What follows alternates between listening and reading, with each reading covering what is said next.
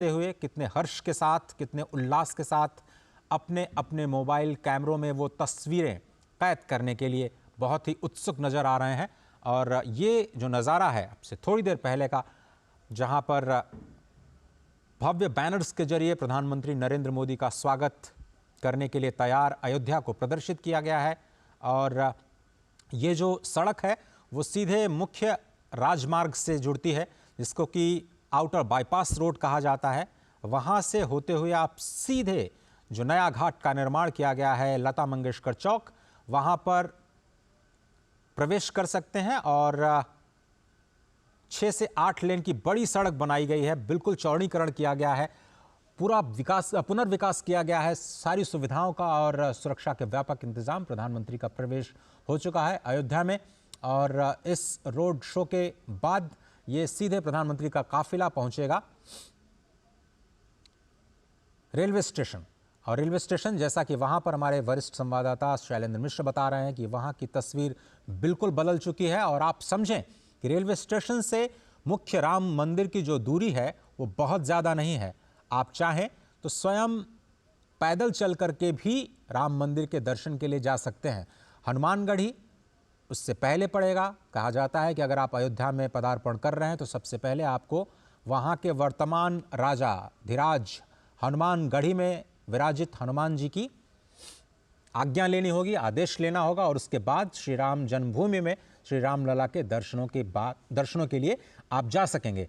और अयोध्या में जो रेलवे स्टेशन है वहाँ से थोड़ी दूर पर अगर आप पैदल भी चलना चाहें, बहुत ज़्यादा आपके पास सामान नहीं है, तो आप सीधे रुक कर सकते हैं हनुमानगढ़ी का। वहाँ पर दर्शन के पश्चात वहाँ से बिल्कुल वॉकिंग डिस्टेंस पे आज का जो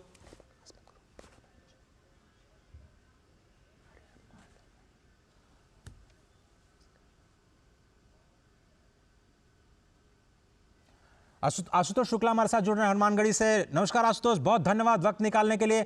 थोड़ा सा हमें माहौल पहुंचाने की कोशिश करिए अपने जरिए, अपने शब्दों के जरिए। क्या है वहां पर प्रधानमंत्री के आगमन के बाद अयोध्या में क्या कुछ बदला? देखिए, अगर हम अजय कहें तो आज के अतिरेक को देख सकते हैं, जो भक्ति का अतिरेक है, आवेग है, और जिस तरीके से अयोध्या के लोगों का उत्साह है, इसको शब्दों में बात करना बड़ा मुश्किल होगा। कारण स्पष्ट है कि आज का जो लोगों का यहाँ पर इकट्ठा होना है, वो इकट्ठा अनायास नहीं हुआ है, भक्त पूर्ण भाव से इकट्ठा हुए हैं। उनमें रोष नहीं है, इसमें शांति है, इसमें उत्साह है, इसमें एक संतुष्ट का भाव दिखाई देता है। अयोध्या यही संस्कृति आती थी वर्षों वर्ष को, 500 वर्षों के लगातार संघर्ष के बाद जब यही स्थिति आई है कि भगवान श्री राम लला की प्राण प्रतिष्ठा के प्रधानमंत्री नरेंद्र मोदी 22 जनवरी को आएंगे। लेकिन उसके पूर्व अयोध्या को नवनिर्मित करने के लिए, अयोध्या को पूरी तरह से धार्मिक पर्यटन के रूप में, धार्मिक पर्यटक स्थल के रूप में विकसित करने के लिए अनेकों कार्यक्रम, जिसमें एयरपोर्ट हो, चाहे रेलवे स्टेशन हो, चाहे यहाँ सड़कों का सुधार हो, या मूलभूत सुविधाओं का विकास हो, जिससे कि देश और विदेश से आने वाले भक्तों को कोई समस्या न यहाँ पर हो, उन सारी चीजों की व्यवस्था प्रधानमंत्री और मुख्यमंत्री और उत्तर प्रदेश और केंद्र की सरकारों का जो सौजन्य रहा है, सौजन्य को यहाँ पर धन्यवाद देने के लिए अयोध्यावासी पूरे नगर सड़क के दोनों तरफ जो है यहाँ पर इकट्ठा हुए हैं।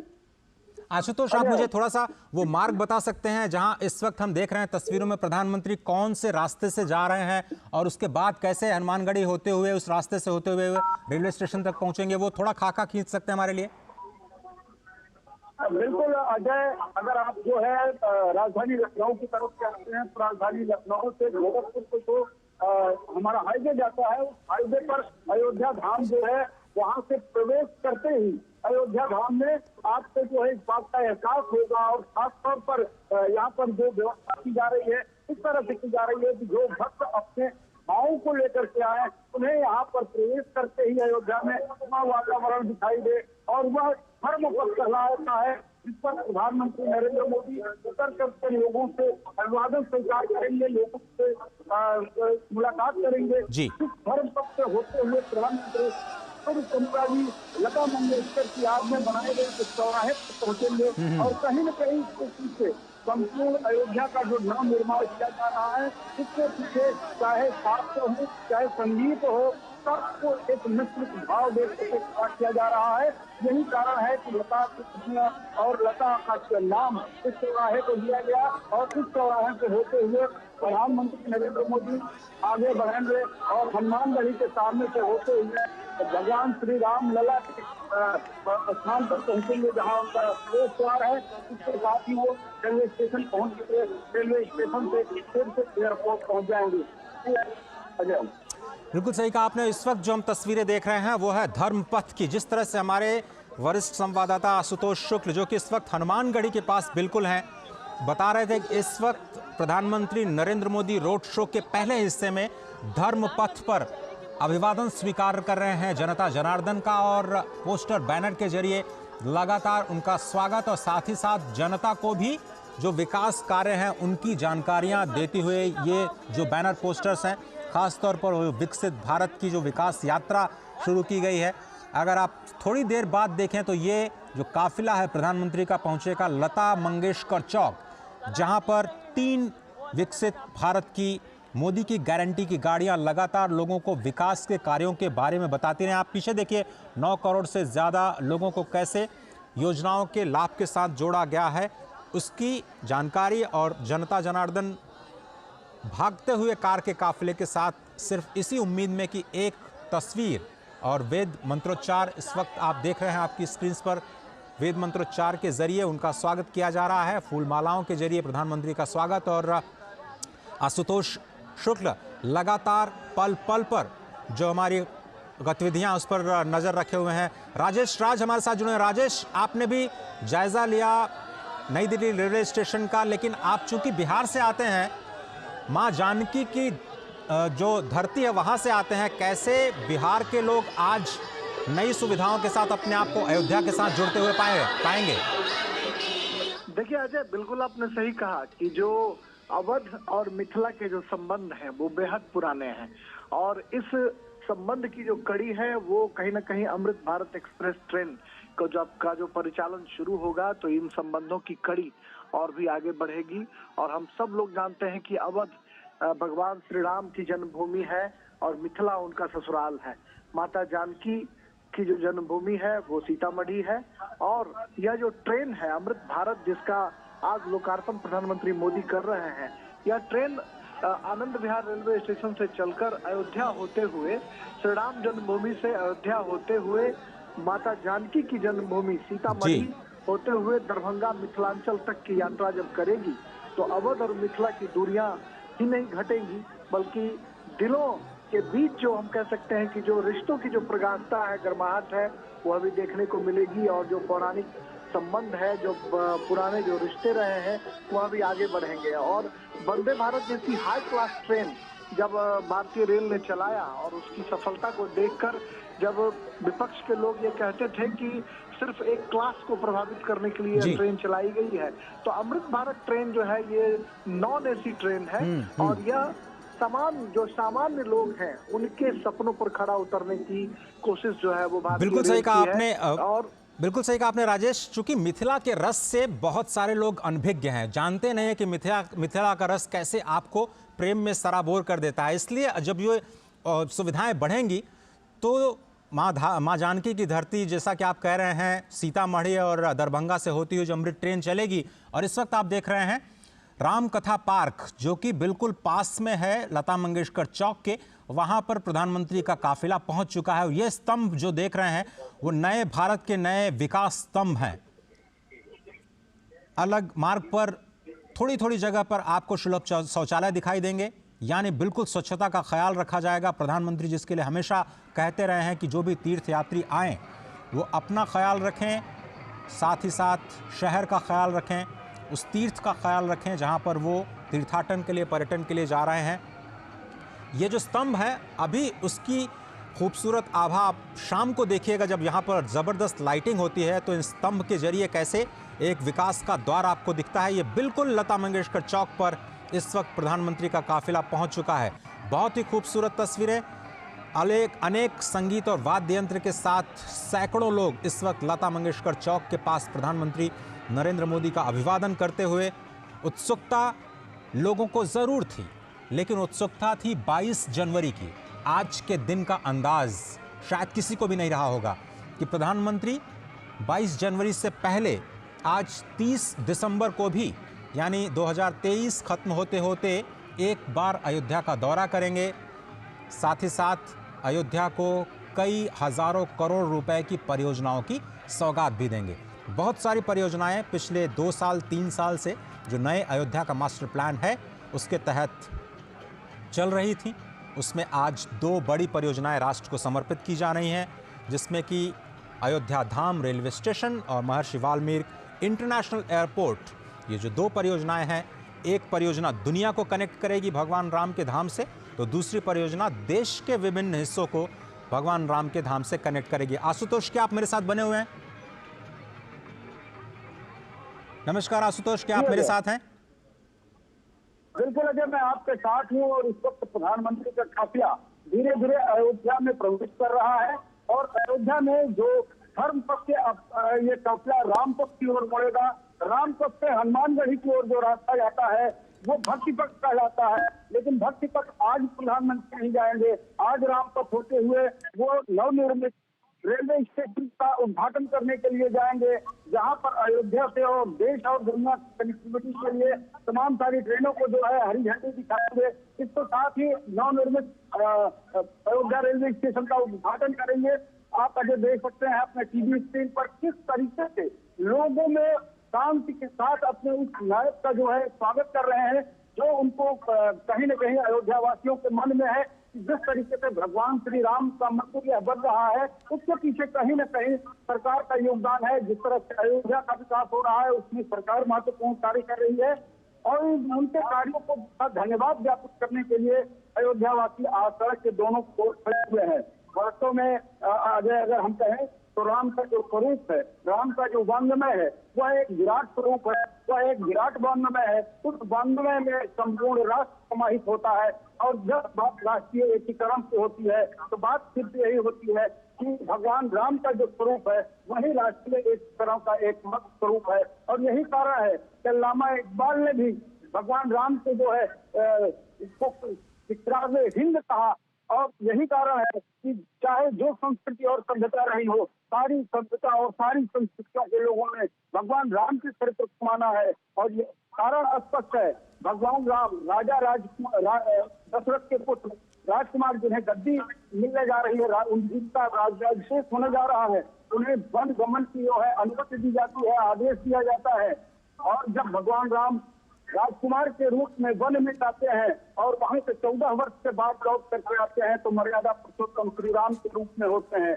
भगवान श्री राम ने न कोई उपदेश दिया, न कोई ज्ञान की बात कही, लेकिन समाज, जीवन और मृत्यु के हर पल को जागृत किया, हर पल को जी करके बताया कि व्यक्ति को अपने जीवन को किस तरह से अनुशासित रख जीना चाहिए, राष्ट्र के प्रति उसका क्या समर्पण होना चाहिए, भारत के भाई के प्रति क्या होना चाहिए, पिता के प्रति क्या होना चाहिए, समाज के प्रति उसका क्या उत्तरदायित्व है, राजा के रूप में उसका व्यवहार क्या है। और यही कारण है कि राम राज्य की आज भी कल्पना की जाती है और उसी राम राज्य की कल्पना को साकार करने के लिए प्रधानमंत्री नरेंद्र मोदी आज अयोध्या की सड़कों पर हैं। कभी वो धर्म पथ पर हैं, कभी राम पथ पर हैं, कभी भक्ति पथ पर हैं, लेकिन ये सारे पथ एक उस राजनीति की ओर जाते हैं, ये सारे पथ इस शांति की ओर जाते हैं जिसकी न केवल देश को बल्कि दुनिया को जरूरत है। अजय, बिल्कुल सही कहा आपने। और अगर इस दृश्य की बात करें तो ये सामान्य दृश्य नहीं है आशुतोष, और कई दिनों से आप उस अयोध्या की परम पावन धरती पर निवास कर रहे हैं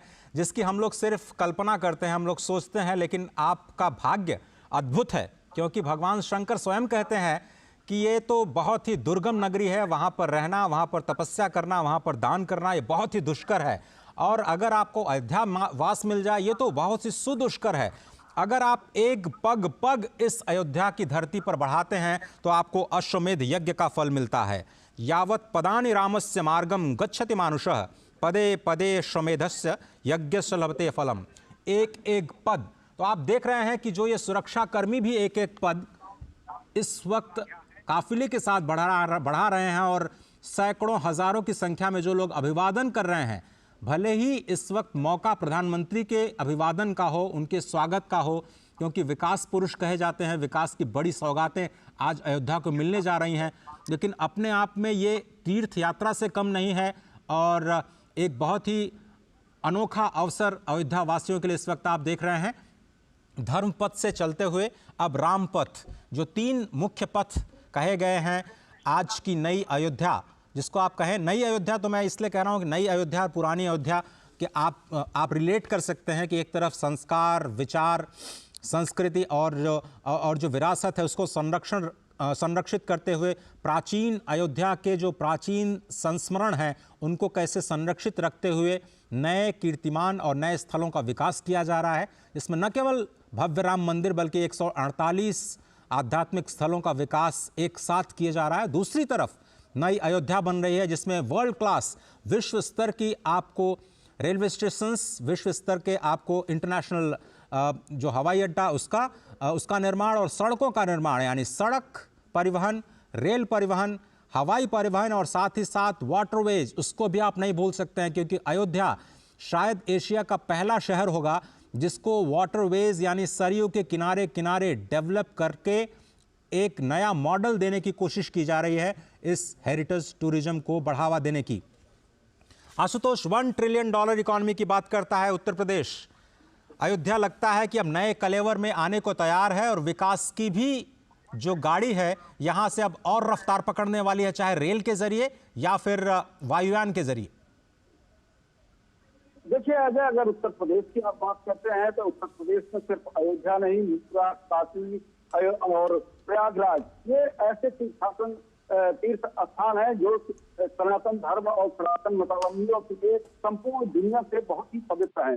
यहाँ पर जो भी व्यवस्था होगी, जो भी आर्थिक विकास होगा, जितना यहाँ की संरचना बढ़ाई जाएगी उतना ही आर्थिक विकसित होने का अच्छी संभावनाएं यहाँ पर अपार रूप से हैं। वाराणसी में जब से विकास के कार्य जो है तमाम स्तर पर है, काशी विश्वनाथ कॉरिडोर बना, आप जान सकते हैं कि वहाँ पर किस तरह से दर्शनार्थियों की तादाद में वृद्धि हुई, किस प्रकार से वहाँ का कृषि उद्योग जो है वो विकसित हुआ, किस तरह से आसपास की जो खपत की, चाहे वो सब्जी की हो, चाहे चाहे अन्य चीजों की हो, सारी खपत बढ़ी और समाज के सारे तबकों को जो है उसका लाभ मिला, आर्थिक रूप से उनमें संपन्नता आई।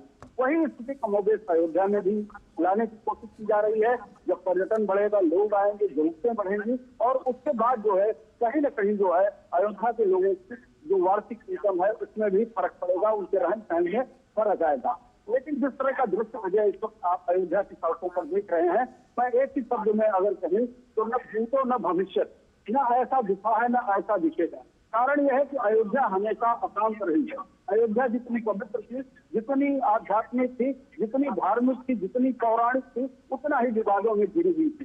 74 बार के संघर्ष की करगी यहाँ की गवाह रही है, जबकि सैकड़ों साल अदालत की 400 परिणाम के विवाद जो है चलता रहा है। लेकिन हमने अपनी जो व्यवस्था बनाई, हमारे अपने जो संविधान बनाए, उसके अंतर्गत जो हमें अदालत से मिला, आज इसका जो है कहीं न कहीं एक अच्छा प्रदर्शन हो रहा है।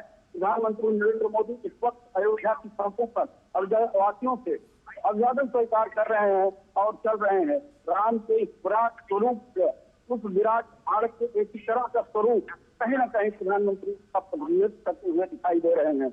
अजय, बिल्कुल सही कहा आपने और तस्वीरों में स्पष्ट तौर पर देख रहे हैं कि जो अयोध्या वासी हैं और जो बाहर से भी अयोध्या में इस वक्त वास कर रहे हैं वो प्रधानमंत्री नरेंद्र मोदी की एक झलक पाने के लिए जो दोनों तरफ बैरिकेडिंग लगाई गई है उस पर स्पष्ट तौर पर इंतज़ार करते हुए, प्रतीक्षा करते हुए कई सारे लोग तो काफिले के साथ दौड़ लगाते हुए एक सेल्फी हो जाए, प्रधानमंत्री के एक तस्वीर उन्हें मिल जाए, अपनी आंखों में बसाना चाहते हैं। कोई फूल फेंक रहा है, कोई मालाओं के साथ स्वागत कर रहा है, कुछ विप्र बंधु जो बटुक हैं वेद मंत्रोच्चार के साथ उनका स्वागत कर रहे हैं। आम जनमानस रंग बिरंगी कपड़ों परिधानों में उनका स्वागत कर रही हैं और नृत्य वादन के जरिए भी प्रधानमंत्री का स्वागत करते हुए आज अयोध्या की जनता, वाकई आज के दृश्य की शायद किसी ने कल्पना नहीं की होगी। आपने बिल्कुल सही कहा आशुतोष कि सभी लोग को ये तो पता था कि चलिए 22 जनवरी की एक तिथि आ गई है, उस वक्त भव्य राम मंदिर का दर्शन करने के लिए, उसके लोकार्पण के लिए प्रधानमंत्री आएंगे, लेकिन आज तो मुझे लगता है नए साल का बोनस है अयोध्या के लिए अगर कहा जाए, क्योंकि इसकी कल्पना लोगों को नहीं थी कि आज के दिन, आज का पूरा दिन प्रधानमंत्री अयोध्या धाम में बिताएंगे और वहाँ पर इतनी बड़ी विकास की परियोजनाओं को देश के सामने रखेंगे। और अयोध्या धाम को पहली बार देश के साथ नहीं बल्कि दुनिया के साथ कनेक्ट करने का प्रयास करेंगे, उसकी शुरुआत है। क्योंकि ये तो अभी पहला चरण है। चाहे भगवान राम का भव्य मंदिर हो, उसका पहला चरण, अयोध्या का विकास हो, उसका पहला चरण, स्टेशन का विकास हो, उसका पहला चरण, अयोध्या के जो नए एयरपोर्ट महर्षि वाल्मीकि इंटरनेशनल एयरपोर्ट के टर्मिनल का विकास हो, प्रथम चरण के आज समर्पण का दिन है। बहुत ही अद्भुत दिन है, बहुत ही अनोखा दिन, बहुत ही खास दिन अयोध्या के लिए, अयोध्या के विकास की नई यात्रा के लिए। क्योंकि इस यात्रा में छिपी है उत्तर प्रदेश के भविष्य के विकास की यात्रा, जो कि केवल उत्तर प्रदेश नहीं बल्कि जनसंख्या के दृष्टि से सबसे बड़ा प्रदेश होने की वजह से पूरे देश की विकास यात्रा के लिए बहुत ही अहम है। बहुत सारे लोग ये सवाल कर सकते हैं कि एक राम मंदिर बनने से क्या होगा, लेकिन आप देखिए तो राज्य सरकार और केंद्र सरकार मिलकर के 30,000 करोड़ रुपए की परियोजनाओं पर काम कर रहे हैं। 252 से ज़्यादा परियोजनाएं इस वक्त अयोध्या में ज़मीन पर चल रही हैं। एक नया मास्टर प्लान तैयार किया गया है। एशिया में कई सारी टेक्निक पहली बार अयोध्या में इस नए शहर के नए नगर के विकास के लिए किया जा रहा है। नए नगर के विकास के लिए पुराने जो परंपराएं थी, थोड़ा सा उससे हटते हुए जो आधारभूत संरचना का निर्माण किया गया है, वो भविष्य के लिए अयोध्या को तैयार करता है, नए भारत की नई तस्वीर के लिए अयोध्या को तैयार करता है। और ये जो सड़क आप देख रहे हैं, ये पहले गली हुआ करती थी। यकीन मानिए, एक गाड़ी अगर उसके साथ दूसरी गाड़ी आ जाए तो बहुत ही मशक्क़त के साथ एडजस्टमेंट करते हुए दोनों गाड़ियों को आपस में निकलना पड़ता था, इतनी कम जगह थी। आशुतोष, आप शायद उस दृश्य के आप गवा रहे हैं। अब ये जो पूरा चौड़ीकरण किया गया है, 13 करोड़ का आंकड़ा तो हमने देखा काशी कॉरिडोर से। कितने करोड़ उम्मीद है अयोध्या को अगले 1 साल 2 साल में, अगर आपसे समझना चाहें तो?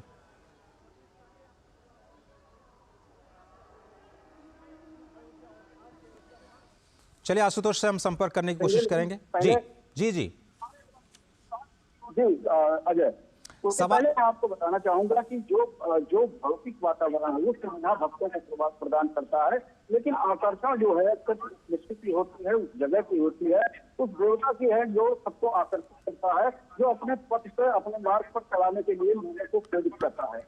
और यही कारण है कि अब कोई बजट, कोई संख्या अयोध्या के लिए न सरकार निर्धारित कर रही है, न लोग चाहते हैं कि निर्धारित हो। लोग ये चाहते हैं कि एक ऐसी अयोध्या बने जो अविस्मरणीय हो, एक ऐसी अयोध्या बने जो शांति का प्रतीक हो, एक ऐसी अयोध्या बने जो निशस्त्रीकरण को जो है जोड़ दे, बारूद के ढेर पर बैठी हुई दुनिया को संदेश दे, शांति का संदेश, सद्भाव का संदेश दे। और उस संदेश को जहाँ पर कहा जाता है कि प्राणियों में सद्भावना हो, यानी कि मनुष्य ही नहीं जिसमें जीव है ये भी सद्भाव के साथ जीवन जिए और आगे बढ़े, इस बात की जहाँ पे प्रेरणा मिलती है। प्रधानमंत्री नरेंद्र मोदी आज इसी अयोध्या में है, अयोध्या के पथ पर है और लोगों से मुलाकात कर रहे हैं। जी अजय, बिल्कुल सही कहा आपने। और जिस बात का मैं जिक्र कर रहा था, आपको याद होगा काशी कॉरिडोर, जिसकी जब शुरुआत की गई तो बहुत सारे लोगों ने सवाल उठाए थे कि एक कॉरिडोर बनने से क्या होगा। आंकड़ा आपके सामने है, 13 करोड़ लोग आ चुके हैं, रिकॉर्ड बनते जा रहे हैं, वहां पर होटल्स ठहरने की जगह नहीं मिल रही है। अयोध्या का भी वही हाल होने वाला मुझे लगता है 1 साल बाद। आशुतोष, अयोध्या का हाल तो वर्तमान समय से ही है और अयोध्या का जितना बड़ा मूवमेंट चला है, आंदोलन चला है, उसके कारण इससे कहीं न कहीं पीढ़ियां जुड़ गई और उन पीढ़ियों में जो भी लोग हैं वो इस निर्माणाधीन राम मंदिर का भी दर्शन करना चाहते हैं। तो मैं ये कह सकूं कि मेरे पिताजी ने आंदोलन में भाग लिया था और आज मेरे सामने या मेरे पिता के सामने इस मंदिर का निर्माण हो रहा है। तो इस तरह से अयोध्या में जो अयोध्या वासी रहती, भक्तों की संख्या कम रहती थी, तमाम यहाँ पर पहरे थे, उसके चलते पूरी पड़ी रहती थी। वो अयोध्या से साल से लगातार पॉलिटिक्स चल रही है, खिली हुई है, लगातार जो है यहाँ पर भक्तों का आना बना हुआ है। सुदूर देश से लोग आ रहे हैं, विभिन्न प्रांतों से लोग आ रहे हैं। भाषा और भौगोलिक सीमाएं अयोध्या आने के लिए टूट गई है। लोग सिर्फ रामलला विराजमान का दर्शन चाहते हैं, रामलला विराजमान के प्रार्थना के बाद भगवान राम की स्तुति करके उनका आशीर्वाद चाहते हैं। और यही कारण है कि प्रधानमंत्री नरेंद्र मोदी उस जनभावना के अनुरूप व्यवहार करते हुए एक नायक के तौर पर अयोध्या की सड़कों पर अजय आपको दिखाई दे रहे हैं। अजय, बिल्कुल सही कहा आपने। और स्पष्ट इन तस्वीरों से ये हो जाता है कि आज प्रधानमंत्री जब पहुंचे हैं अयोध्या की धरा पर, और ये सीधी तस्वीरें हम आपको इस वक्त दिखा रहे हैं, ये है रामपथ। धर्मपथ से होते हुए पहले लता मंगेशकर चौक, लता मंगेशकर चौक से जब आप बाएं मुड़ते हैं तो उसको आप रामपथ कहते हैं। और मुझे लगता है कि जो नया मार्ग बनाया जा रहा है, जो भगवान राम के मंदिर तक आपको लेकर के जाएगा, उस मार्ग पर तो आज प्रधानमंत्री नहीं जाएंगे, लेकिन उसको कहा जाएगा भक्ति पथ। 4 स्पेशल कॉरिडोर्स बनाए जा रहे हैं, जिसमें 3 पर काम पूरा हो चुका है। और बीच बीच में जो तस्वीरें आ रही हैं वो नई दिल्ली जो नई अयोध्या धाम रेलवे स्टेशन की तस्वीरें हैं, वो भी हम आप तक पहुंचा रहे हैं। हमारे संवाददाता शैलेंद्र मिश्र, हमारे वरिष्ठ संवाददाता राजेश राज, आशुतोष शुक्ल और एयरपोर्ट पर रवि धीमान जी पल पल की खबरों तो आप तक पहुंचा रहे हैं। लेकिन ये तस्वीरें बहुत ही अहम, आपको बता दें, रामपथ से जाते हुए प्रधानमंत्री नरेंद्र मोदी अभिवादन करते हुए हजारों की संख्या में लोग उनकी एक झलक पाने के लिए बेसब्री से उनका इंतजार करते हुए, और उम्मीद से बढ़ कर के आज प्रधानमंत्री ने उन्हें एक तरह से सौगात दी है। क्योंकि किसी ने नहीं सोचा था कि 30 दिसंबर को एक ऐसा मौका आएगा जब प्रधानमंत्री को रामलला विराजमान होने से पहले एक बार रूबरू होने का मौका मिलेगा यहाँ की स्थानीय जनता को। और न केवल रूबरू होने का मौका मिलेगा, बल्कि प्रधानमंत्री खुद आज कई ऐसी परियोजनाएं अयोध्या के विकास के लिए सौंपेंगे जो भविष्य की एक बुनियाद, एक मजबूत बुनियाद बनाता हुआ नजर आएगा। राजेश, क्या आप मेरे साथ हैं?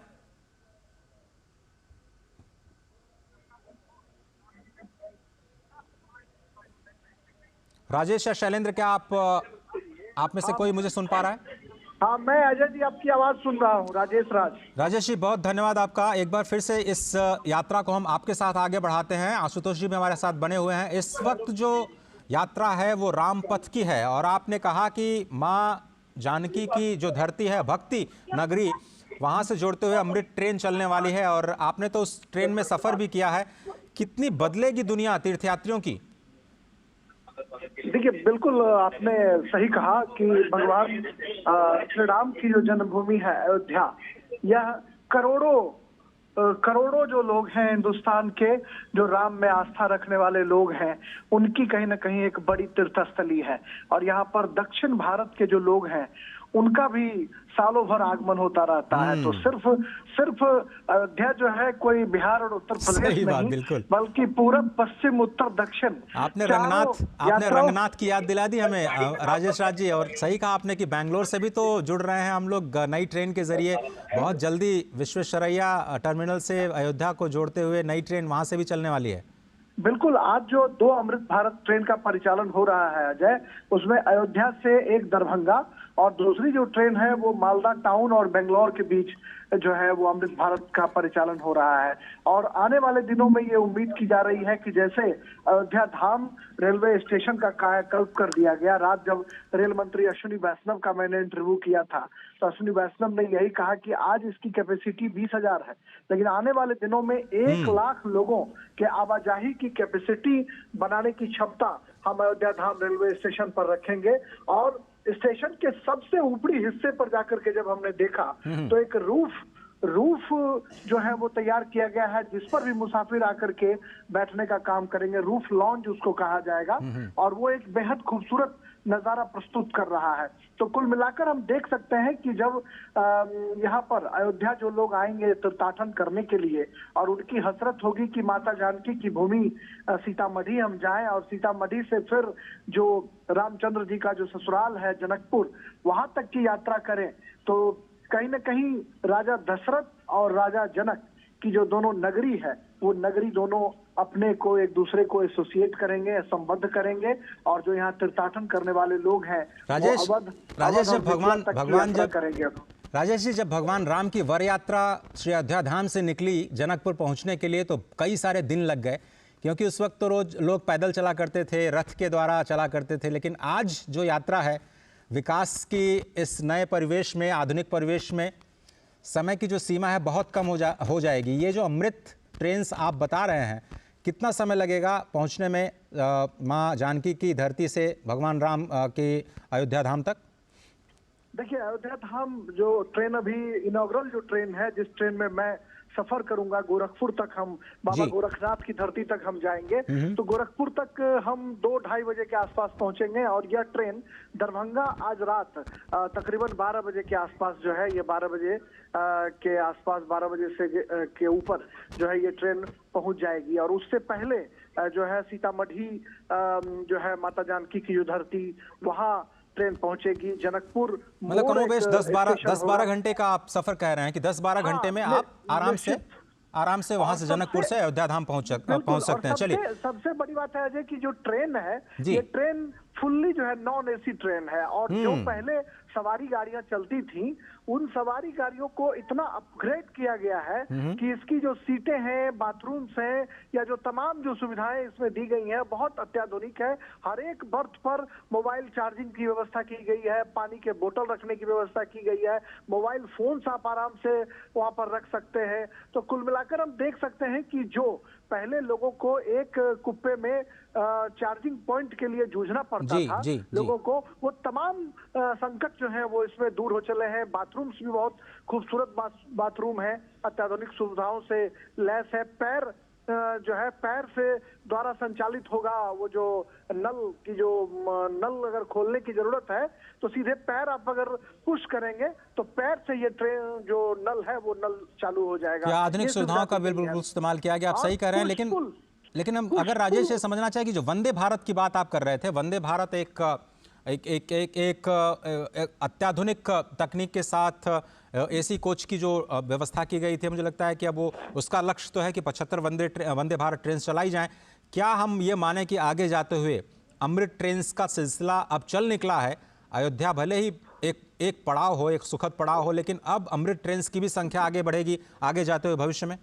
देखिए, निश्चित तौर पर, और जिस तरीके से लोग सवाल खड़े करते थे, जो विरोध करने वाले लोग थे या जो आलोचक थे, वो कहते थे कि बुलेट ट्रेन नहीं चल सकती है, सेमी हाई स्पीड ट्रेन नहीं चल सकती है, उन तमाम लोगों को करारा जवाब दिया गया। और उसके बाद जब वंदे भारत ट्रेन का सफल परिचालन शुरू हुआ तो फिर ये सवाल उठने लगे कि एक क्लास जो है उसके लिए सिर्फ चलाया गया है ये ट्रेन। लेकिन जब अमृत भारत ट्रेन जब चलेगी और जब अवध से मिथिला की दूरी तय करेगी, तो कहीं ना कहीं यह ट्रेन जो है सिर्फ दो सभ्यता संस्कृतियों का मिलन नहीं करेगी, बल्कि जो मुसाफिर हैं उनके पॉकेट का भी ख्याल रखेगी कि बहुत कम पैसे में मुसाफिर जो है, जो वंदे भारत में अफोर्ड नहीं कर सकते हैं लोग, भारतीय रेल ने उनके लिए एक दूसरा मिनी वंदे भारत जो है वो ट्रेन तैयार कर दिया है। और इसमें जो सीट है, जो तमाम तरह की सुविधाएं हैं, वो बहुत कुछ जो है वो बहुत उम्दा ट्रेनों से मैच करती हैं। राजधानी या वंदे भारत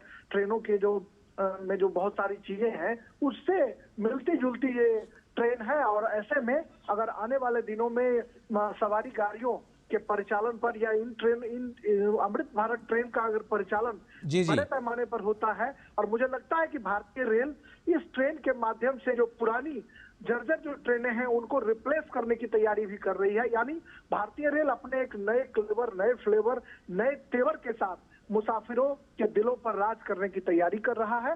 और इसमें अमृत भारत एक्सप्रेस जो है ये मील का पत्थर साबित होगा। और इसकी जो एक नई टेक्नोलॉजी है अजय, वो मैं आपको संक्षेप में बताना चाहूंगा कि ये पुश-पुल, मतलब जो दोनों ट्रेन के इंजन के बीच जो जगह खाली होती थी और ट्रेन में कई बार जोर का झटका लगता था, उस झटके से अमृत भारत एक्सप्रेस ने निजात दिला दी है। दोनों बोगियों के बीच में जो गैप था उस गैप को खत्म कर दिया गया है और ये ट्रेन जो है एक दूसरे बोगी को आराम से कनेक्ट कर रहा है, न सिर्फ टहल कर जाने के लिए बल्कि बोगियों के बीच में कोई गैप नहीं है जिससे ठीक है राजेश जी, जो है वो नहीं लगता। जैसे ही रेलवे स्टेशन पर प्रधानमंत्री पहुंचेंगे और लोकार्पण करेंगे, हम और भी आपसे बात करेंगे अमृत ट्रेन की खूबियों के बारे में और कैसे ये एक नए मील का पत्थर साबित हो सकता है भारतीय रेलवेज के लिए। लेकिन इस वक्त जो आप तस्वीरें देख रहे हैं, बहुत ही अद्भुत, अलौकिक, आधुनिक अयोध्या की जो तस्वीरें हैं आप अपनी स्क्रीन पर देख रहे हैं।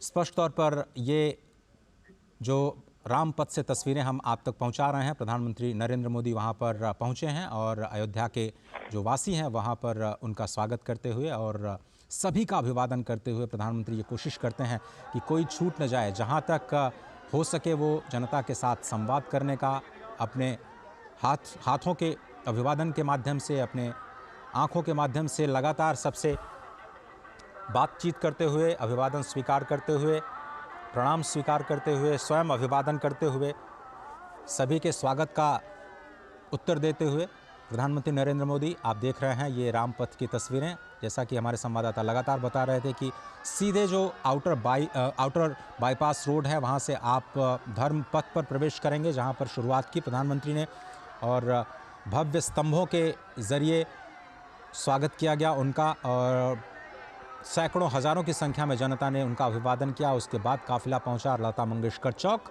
और वहां से फिर बाएं होते हुए रामपथ। ये रामपथ सीधे आपको लता मंगेशकर चौक से नई दिल्ली माफ़ कीजिएगा, नई दिल्ली नहीं, नई अयोध्या के अयोध्या धाम रेलवे स्टेशन के साथ जोड़ेगी। और ये जो विकास की यात्रा है, नई दिल्ली लखनऊ एक साथ जब मिलकर के काम करते हैं तो किस तरह की परियोजनाएं ज़मीन पर आती हैं, उसकी एक बानगी आपको ज़रूर देखने को मिलेगी। लेकिन अभी आप उत्साह देखिए अयोध्या वासियों का। अयोध्या वासी जो बार बार मैं कह रहा हूं कि भगवान शंकर स्वयं कहते हैं कि यहाँ के वासी श्री जगन्नाथ जी का स्वरूप हैं, वहाँ पर चलना ही प्रदक्षिणा है। अयोध्या में अगर आप नींद भी लेते हैं तो उसको समाधि कहा जाता है, वहाँ पर अगर आप भोजन करते हैं तो उसको प्रसाद कहा जाता है। स्पष्ट तौर पर आज बाबा नागेश्वर नाथ जो कि वहाँ के महादेव हैं, बहुत ही प्रसन्न होंगे। लता मंगेशकर चौक पर जो राम की पैड़ी है, वहाँ पर जिनका दिव्य भव्य मंदिर है, वहाँ पर भी सैकड़ों हज़ारों की संख्या में रोज़ लोगों का जमावड़ा होता है और भगवान महादेव आज बहुत ही प्रसन्न होंगे। आज इस विकास यात्रा को देख करके अयोध्या वासियों के मन में जो उत्साह है उसको देख करके, और जो विकास की नई धारा बही है और जो सौगातें अयोध्या को मिलने वाली हैं आने वाले दिनों में, उसको देख करके अयोध्या के जितने भी लोग हैं स्वयं अपने आप को रोक नहीं पा रहे हैं इस वक्त अपने अभिवादन के लिए, प्रधानमंत्री के स्वागत के लिए। रामपथ से बढ़ता हुआ ये प्रधानमंत्री का काफिला। स्पष्ट तौर पर ये कहा जाता है कि जो अयोध्यापुरी है वो पापियों को दुर्लभ है, यानी जो लोग वहाँ नहीं पहुँच पाते हैं वो समझ लीजिए कि थोड़ा सा आपको प्रयास करना है, थोड़ी सिफारिश करनी है कि आपको अयोध्या पहुंचने का एक मौका मिले।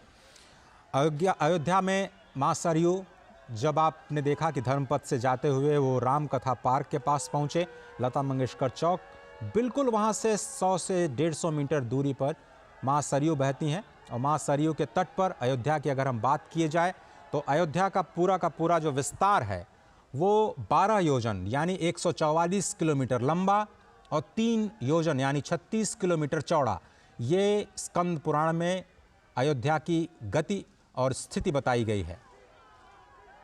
मिथिला से संबंध रखने वाले हमारे संवाददाता राजेश राज से हम बात कर रहे थे और बार बार उनका ध्यान आता है तो मैं मिथिला पहुंच जाता हूं, क्योंकि मिथिला के ही पूरी पीठाधीश्वर वो बार बार ये कहते हैं कि भारत विश्व का हृदय है। और विश्व जब हम कहते हैं तो विश्व शब्द का अर्थ केवल ये वास्तविक दुनिया जो हम आज देख पाते हैं 183 देशों की, वो दुनिया हमारे संस्कारों में, हमारी संस्कृति में विश्व नहीं है, बल्कि विश्व का जो मतलब है, जो अर्थ है, वो विष्णु सहस्त्र नाम में पहला ही नाम भगवान विष्णु का विश्व है। और अनंत अनंत ब्रह्मांड उस विश्व में, उस विश्व शब्द में समा जाते हैं। और जब हम कहते हैं कि भारत विश्व गुरु है तो जो लोग ये समझते हैं नहीं हैं या फिर इस शब्द का अर्थ नहीं समझते हैं, वो इस बात को समझते नहीं हैं कि भारत भा यानी ज्ञान की धरती है और भारत की धरती से ही विश्व गुरु बनने का सपना साकार हो सकता है, हो रहा है और होगा, इसमें कोई शक नहीं है। क्योंकि अनंत अनंत ब्रह्मांड की गति और मति को हमारे ही शास्त्रों और जो संस्कारों हैं उससे समझने की, भगवान राम के स्वयं जीवन से समझने की जो प्रेरणा मिलती है वो स्पष्ट तौर पर दिखाई देती है। मुझे लगता है कि ये काफिला धीरे धीरे उस स्थान तक पहुंच चुका है जिसे अब अयोध्या धाम रेलवे स्टेशन के बिल्कुल करीब समझा जा सकता है। संवाददाता राजेश राज बता रहे थे कि आप रेलवे स्टेशन के परकोटे पर यानी उस शिखर पर पहुंच करके बहुत सारे मंदिरों के शिखर का भी दर्शन कर सकते हैं। वहां पे फूड प्लाजा में व्यंजनों का आनंद ले सकते हैं, प्रतीक्षालय में जाकर के आराम कर सकते हैं और वहां से बिल्कुल पैदल यात्रा करते हुए श्री हनुमानगढ़ी के दर्शन के लिए जा सकते हैं, भगवान श्री राम के दर्शन के लिए जा सकते हैं। तो जिस तरह से मैं बता रहा था कि भगवान ये जो भारत है पूरे विश्व का हृदय है, उसी तरह से ये अयोध्या कहा जाता है वैकुंठ का हृदय है। और स्वयं जो स्वयंभू मनु हैं, उन्होंने भगवान से प्रार्थना करके वैकुंठ से पहले अयोध्या को लेकर के आए। लेकिन जब अयोध्या यहाँ पहुँची तो इस धरा में, इस धरती में उतनी सामर्थ्य नहीं थी कि इस नगरी को अपने ऊपर स्थापित कर पाए। भगवान शंकर की नगरी काशी जिस तरह से उनके त्रिशूल पे बसी है, तो भगवान विष्णु को अपने चक्र को पहले भेजना पड़ा इस अद्भुत अलौकिक नगरी को स्थान देने के लिए। भगवान सुदर्शन चक्र सबसे पहले यहाँ आए और जैसा कि मैं आपको बता रहा था कि 12 योजन लंबी यानी 144 किलोमीटर लंबी, 36 किलोमीटर चौड़ी अयोध्या की धरती को भगवान सुदर्शन चक्र ने अपने ऊपर स्थापित किया। और आज भी माना जाता है कि ये मत्स्याकार जो अयोध्या की परिसीमा है, गुप्तार घाट से लेकर के आज जो नया घाट जिसकी हम बात करते हैं, ये तो बहुत छोटी सीमा है। लेकिन आप 144 केंद्र अगर आप उस राम जन्मभूमि को मान लें तो 144 किलोमीटर का दायरा आप अयोध्या को मान सकते हैं स्कंद पुराण के आधार पर। और उसी अयोध्या को पुनर्विकसित करने का, विकास के साथ साथ विरासत को संभालने का ये प्रण जो हमने विकसित भारत को बनाने के साथ में लिया है कि हमें अपनी विरासत का सम्मान करना है, उसका संरक्षण करना है, उसके निर्माण के लिए ये प्रयास लगातार निरंतर जारी है और आज का दिन बेहद अहम।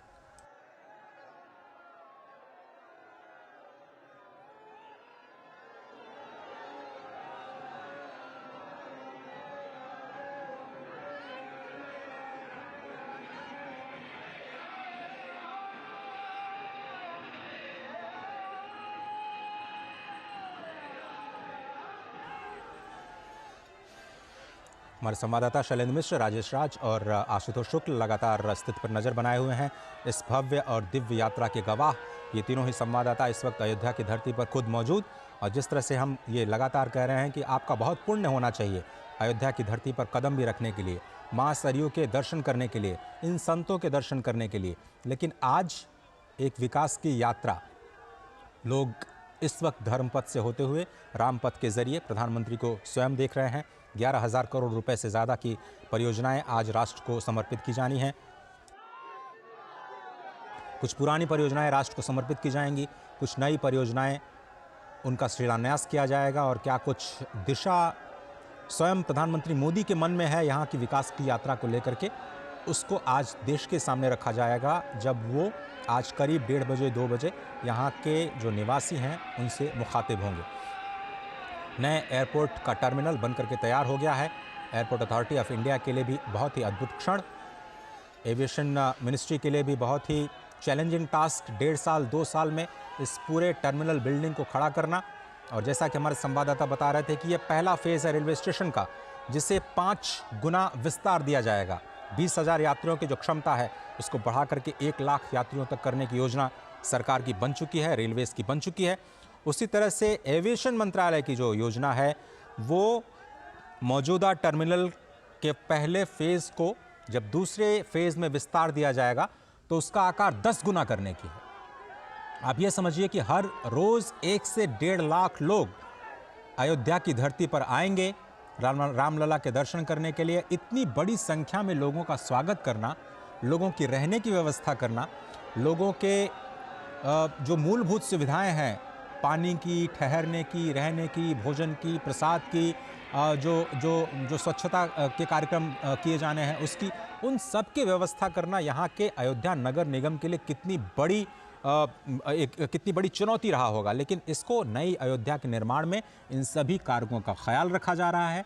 स्पष्ट तौर पर जो नई अयोध्या का निर्माण किया जा रहा है उसमें डेडिकेटेड जो सीवर लाइन है, उसके साथ साथ जो ग्रीन टर्मिनल्स या ग्रीन जो टेक्नोलॉजी का इस्तेमाल किया जा रहा है कि कम से कम पॉल्यूशन के साथ में, कम से कम प्रदूषण के साथ में जो निर्माण कार्य हैं उसको अंजाम दिया जाए।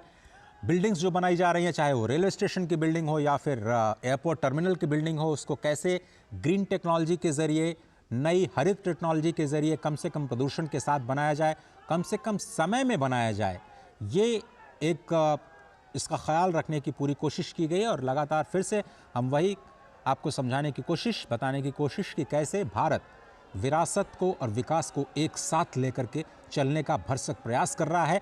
और ये अयोध्या की धरती से अब जो नई विकास की यात्रा निकली है वो देश को विकसित बनाने में एक महत्वपूर्ण भूमिका अदा करेगी, इसमें कोई दो राय नहीं।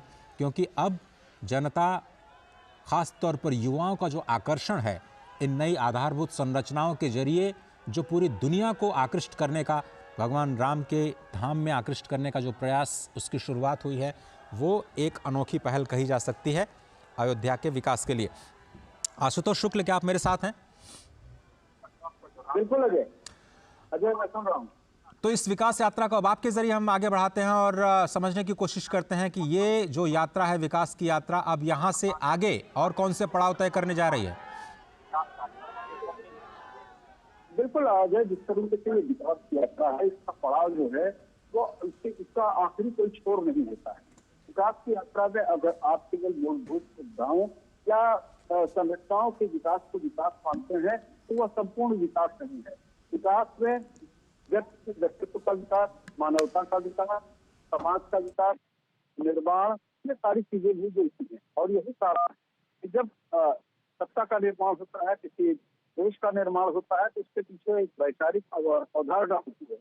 और उसी वैचारिक अवधारणा को सामने रखते हुए कहीं न कहीं अयोध्या में जो विकास का कार्य चल रहा है, या फिर राम मंदिर का निर्माण चल रहा है, या जो यहाँ की धार्मिक आस्था लोगों में है, उसके अनुरूप जो है यहाँ पर लोगों को आर्थिक विकास और धार्मिक रूप से सजगता जो है, और धर्म पथ पर चलने की जो प्रेरणा है, उस प्रेरणा के साथ जो है आर्थिक विकास में कहीं न कहीं भागीदारी हो, इसी कल्पना के साथ अयोध्या को विकसित किया जा रहा है। अजय, बिल्कुल सही कहा आपने। और धर्म पथ से लता मंगेशकर चौक से रेलवे स्टेशन की दूरी कितनी है आशुतोष जी? अगर आप पैदल चलते हैं तो तीर्थयात्रियों को कितना समय लग सकता है और वहाँ पर क्या क्या सुविधाएं हैं, अगर आपने जायजा लिया हो तो? देखिए, धर्म पथ से अगर लता मंगेशकर चौराहे की दूरी अगर हम रेलवे स्टेशन से हैं, और अगर हम संपूर्ण परिधि की बात अगर करते हैं, संपूर्ण परिधि जिसमें जो है राम जन्मभूमि स्थान, हनुमान मंदिर, सड़क भवन, या राम की पैड़ी, या लता चौराहा, और या फिर रेलवे स्टेशन, ये सारी चीजें जो है अयोध्या की कुल जवाब 5 किलोमीटर की परिधि में पूरी होती है। जो वॉकिंग डिस्टेंस होता है, आमतौर पर जो यहाँ पर धर्मार्थी आते हैं दर्शन करने के लिए, वो सरयू में स्नान करते हैं, पैदल हनुमानगढ़ी में दर्शन करते हैं, रामलला के दर्शन करते हैं, और उसके बाद वो अपने स्थान कर जाते हैं। अयोध्या क्षेत्रफल में छोटी है, लेकिन बहुत ही खूबसूरत ढंग से इसका डेवलपमेंट किया जा रहा है। जो कुछ भी इसकी भौतिक आधारभूत संरचना में विकास किया जा रहा है, वो अयोध्या की जो पौराणिकता थी उसको सुरक्षित रखते हुए अयोध्या के बाहर के इलाकों में की जा रही थी। जो रामचरितमानस में अयोध्या के बारे में वर्णन है, या पुराने समय से अयोध्या चली आ रही है, समग्र जो है नगर निगम का और सरकार का, दोनों का यही है कि उस पौराणिकता, आध्यात्मिकता के साथ जो है अयोध्या को जोड़े रखा जाए और साथ में निर्माण का काम होता रहे। मुझे थोड़ा सा अयोध्या नगर निगम के जो फोकस है उसके बारे में भी थोड़ा सा बताइए आशुतोष, की कैसे उन्होंने चुनौतियों का सामना करते हुए इस नई अयोध्या का निर्माण किया और कितना बदलाव आया है वहाँ के जो अयोध्या वासी हैं इस नए आधुनिक सुविधाएं आने के बाद? देखिए अजय, वास्तव में आपको किया है कि बदलाव लाना एक बहुत बड़ी चुनौती होती है। जो व्यक्ति पीढ़ियों से अपने दुकान लगा करके और काम काज पर बैठा था, वह एक साथ सज्जा दुकान में चला जाए, इसके लिए जो है समझा पाना ये भी एक बड़ी चीज होती है। और इसके लिए कहीं न कहीं सामाजिक रूप से जब लोगों का जुड़ाव होता है, चाहे वो नगर पालिका के महापौर हो या सरकार इन्हीं अपने प्रतिनिधियों के माध्यम से जनता से बोलती है, अपनी मंशा व्यक्त करती है। और धीरे धीरे जब स्थिति अयोध्या में शुरू हुई तो पहले लोगों को लगा कि उनका रोजगार चला जा सकता है, उनके आर्थिक जीवन में कमी आ सकती है। लेकिन जब पुनर्निर्माण का दौर शुरू हुआ और उन्होंने देखा सात सज्जा से युक्त अयोध्या में धर्मार्थियों का भी संख्या बढ़ी है, उनका जो है बिक्री बढ़ी है, उनका उत्पादन बढ़ा है, तो निश्चित रूप से जो है उन्हें संतोष प्राप्त हो रहा है। और आज तमाम सारे जो आधारभूत संरचनाएं सरकार यहाँ पर चला रही है, लोग उसमें सहभागी होकर के उसके निर्माण में अपनी सहायता प्रदान कर रहे हैं। जी अजय, बिल्कुल सही कहा आपने। और ये जो तस्वीरें हम दिखाने का प्रयास कर रहे हैं अपने दर्शकों को, स्पष्ट तौर पर आज पदार्पण हुआ प्रधानमंत्री नरेंद्र मोदी का अयोध्या की धरती पर, और नए साल का तोहफा, इंतज़ार, प्रतीक्षा जनता जनार्दन की कि क्या कुछ नई घोषणाएं, नई सौगातें आज अयोध्या को मिल सकती हैं। 11,000 करोड़ से ज़्यादा के परियोजनाओं का शिलान्यास और लोकार्पण किया जाना है। आज अंतर्राष्ट्रीय एयरपोर्ट जो कि पहली बार अयोध्या में बन करके तैयार हुआ। और उत्तर प्रदेश का देखिए 6 से ज़्यादा इंटरनेशनल एयरपोर्ट्स, गोरखपुर के साथ में ही वाराणसी के बाद आप थोड़ा सा रुख करिए तो अयोध्या के बाद लखनऊ के बाद एशिया का सबसे बड़ा एयरपोर्ट जेवर में बन करके तैयार होगा। तो आप समझिए कि उत्तर प्रदेश की जो अर्थव्यवस्था है उसको किस तरह से गति देने की कोशिश की जा रही है। और प्रधानमंत्री इस बात को समझते हैं कि जिस तरह से उन्होंने गुजरात में विकास का कार्य किया और विकास के कार्यों को आगे बढ़ाया और उसका देश की जीडीपी में किस तरह से 11-12% के ग्रोथ के साथ एक ज़बरदस्त योगदान देखा गया, जबकि वहाँ की आबादी सिर्फ 6 करोड़ के आसपास है। अगर उसके 5 गुने या उससे थोड़ा सा ज़्यादा अगर जनता तक विकास के कार्य उत्तर प्रदेश में पहुंचाए जाएं तो उसका मल्टीप्लायर इम्पैक्ट बहुत ज़बरदस्त हो सकता है। और अर्थव्यवस्था में मल्टीप्लायर इम्पैक्ट को बहुत ही अच्छे तरीके से इस्तेमाल किया जाता है कि आप आधारभूत संरचना का विकास कीजिए तो जितना आप इन्वेस्टमेंट करते हैं, 1 रुपया लगाते हैं तो 1.5 रुपया वहाँ की स्थानीय जीडीपी में उसका योगदान बढ़ता है। तो अगर आप उत्तर प्रदेश की अर्थव्यवस्था को $1 ट्रिलियन तक लेकर के जाने का प्रयास करते हैं, जो कि $5 ट्रिलियन इकॉनमी एक बहुत बड़ा योगदान कहा जा सकता है, तो उसमें आज जो निवेश किया जा रहा है 250 से ज़्यादा परियोजनाओं के ज़रिए, करीब 30,000 करोड़ रुपए की परियोजनाओं के ज़रिए केंद्र और राज्य की सभी परियोजनाओं को अगर आप मिला लें तो आंकड़ा और भी बढ़ सकता है। लेकिन अभी जो लेटेस्ट आंकड़े हमारे पास हैं उसके मुताबिक 30,000 करोड़ रुपए का जो घोषणा मुख्यमंत्री योगी आदित्यनाथ ने की थी। और साथ ही साथ आपको याद होगा कि यूपी इन्वेस्टर्स समिट जो कि इसी साल 2023 में किया गया, उसमें 35 लाख करोड़ रुपए के निवेश के प्रस्ताव जो उत्तर प्रदेश को मिले, उसमें अयोध्या के विकास कार्य से भी जुड़े कुछ परियोजनाएं हैं जिनका जिक्र उस वक्त किया गया था। उसका भी इम्पैक्ट आपको ज़मीन पर दिखाई देगा। मौका तो है श्री राम लला के विराजमान होने का, 22 जनवरी का सभी को इंतज़ार था, लेकिन उससे पहले नए साल का बोनस अयोध्या वासियों और अयोध्या के आसपास के जनपद निवासियों को आज प्रधानमंत्री ने दे दी है। किसी को उम्मीद नहीं थी कि आज वो एक रोड शो के बाद जो वहाँ का नया रेलवे स्टेशन है जिसका नाम बदल करके अब अयोध्या धाम कर दिया गया है, क्योंकि वहाँ से जो दूरी है रेलवे स्टेशन की, केवल रेलवे स्टेशन से मुख्य राम मंदिर की केवल 3 से 3.5 किलोमीटर। अश्विनी मिश्र हमारे साथ जुड़ चुके हैं। अश्विनी जी, क्या कहेंगे इस यात्रा को, इस विकास की नई यात्रा को जो आज धर्म पथ से होते हुए, राम पथ से होते हुए अब नए निर्माण के जो कहा जाए कि नई अयोध्या का रेलवे स्टेशन है वहां तक जा रही है, इस यात्रा को कैसे परिभाषित करेंगे आप? निश्चित तौर से अजय अगर देखें तो यही कहा जा सकता है कि प्रवेश नगर कीजिए सब काजा, हृदय राखी कौशलपुर राजा। आज वो क्षण है जब अयोध्या का जो वैधव्य था, अयोध्या का जो वैराग्य था, उसका श्रृंगार पूरी दुनिया देख रही है। किस तरीके से अयोध्या में ही भगवान श्री राम का वनवास था वो समाप्त होने के कगार पर है। जब वो भव्य दिव्य मंदिर में उनकी प्राण प्रतिष्ठा होगी भगवान श्री राम लला के बाल रूप की, उससे पहले प्रधानमंत्री नरेंद्र मोदी का यहाँ पहुंचना ये बताता है कि किस तरीके से सदियों की जो जनाकांक्षा है वो आकार लेते हुए अयोध्या के भव्य दिव्य नव्य स्वरूप को देख रही है। रामपथ आप जिसका जिक्र कर रहे हैं, रामपथ ये पूरा का पूरा श्रृंगार